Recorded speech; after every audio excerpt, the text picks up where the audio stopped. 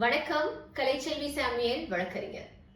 எழுத்தறிவித்தவன் இறைவன் ஆவான்னு படிச்சிருக்கோம். ஆனால் இந்த இன்டர்நெட் உலகத்துல அவ்வளவு சீனெல்லாம் இல்ல. கல்வி கற்றுக் கொடுக்க ஆசிரியர்கள் தேவையில்லை, கம்ப்யூட்டர் இருந்தா போதும். முன்னெல்லாம் ஸ்கூல்ல படிக்கும் போது அந்த சப்ஜெக்ட்ல பாடத்துல ஏதாவது டவுட் இருந்தா அத நோட்ல எழுதி வச்சுட்டு மறுநாள் ஸ்கூலுக்கு போய் டீச்சர் கிட்ட கேட்போம். இப்ப மறுநாள் வரைக்கும் வெயிட் பண்ணணும்னு அவசியமே இல்ல. போன் எடுத்து இன்டர்நெட்ல கூகுள் பண்ணி டவுட்டை கிளியர் பண்ணிக்கிறாங்க. இன்னும் சொல்லணும்னா ஆசிரியர்களுக்கு தெரியாத நிறைய விஷயங்களை கூட கூகுள்ல சர்ச் பண்ணி பிள்ளைகள் தெரிஞ்சு வச்சுக்கிறாங்க. அப்போ பாட புத்தகங்களை கற்றுக் கொடுப்பது மட்டும்தான் ஒரு ஆசிரியருடைய வேலையாக இருந்தால் ஆன்லைன் கிளாஸையே பிள்ளைகள் பின்பற்றி இருக்கலாமே. ஏன் மீண்டும் பள்ளிகள் திறக்கப்பட்டன? கம்ப்யூட்டர்ல பாடம் படிச்சா நம்மளும் இயந்திரங்களாகத்தான் செயல்படுவோம். கல்வியை வெறும் காசாக்கும் இயந்திரங்களாக மாறிவிடுவோம். கல்வி என்பது வாழ்வியல். சோ மாணவர்கள் வாழ்வியல் நடைமுறையை, ஒழுக்கத்தை, வாழ்வியல் அனுபவத்தை, அறிவை கம்ப்யூட்டர்ல கத்துக்க முடியாது, மனிதர்களிடம்தான் கற்றுக்கொள்ள முடியும். ஆனால் இன்றைக்கு ஆசிரியர்களை வாழ்வியல் கற்றுக் கொடுக்கும் ஆசானாக யாரும் பார்ப்பதில்லை.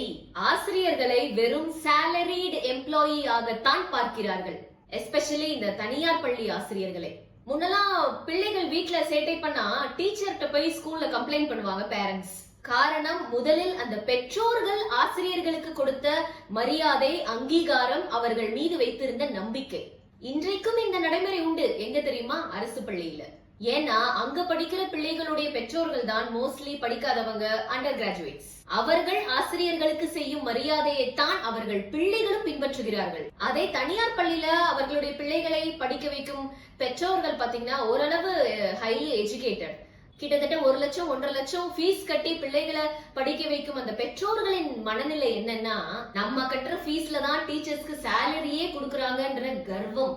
பிளஸ் என் பிள்ளைய எனக்கு கண்டிக்க தெரியும், நீ பாடம் மட்டும் சொல்லி கொடுன்னு சொல்லும் போது நமக்கு என்ன வந்தது? உன் பிள்ளை என்ன பண்ணா எனக்கு என்னன்னு நிர்வாகத்திற்கு விசுவாசமான வெறும் ஊழியர்களாக மாற்றப்படுகிறார்கள். சோ அங்க பெற்றோர்களுக்கும் ஆசிரியர்களுக்குமான உறவு மார்க் மட்டும்தான்.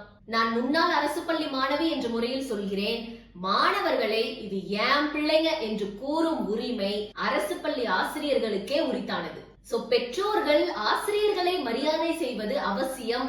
எஸ்பெஷலி தனியார் பள்ளி மாணவர்களுடைய பெற்றோர்கள் அதை பார்த்துதான் உங்கள் பிள்ளைகளும் மரியாதை செய்வார்கள். நாமெல்லாம் இன்றளவும் நம்முடைய ஆசிரியர்களை போற்றுவதற்கான காரணம் என்ன? நம்ம பெற்றோர்கள் தான். சோ கல்வியை வெறும் அறிவியல், விஞ்ஞானம், பொருளாதாரத்தை ஈட்டித்தரும் கருவியாக கையாளாமல் கல்வியை நற்பண்புகள், மனிதம் நிறைந்த சமுதாயத்தை உருவாக்கும் கருவியாக கையாள்வது அவசியம். அந்த கருவியை இயக்கும் ஆசிரியர் பெருமக்களை போற்றுவோம்.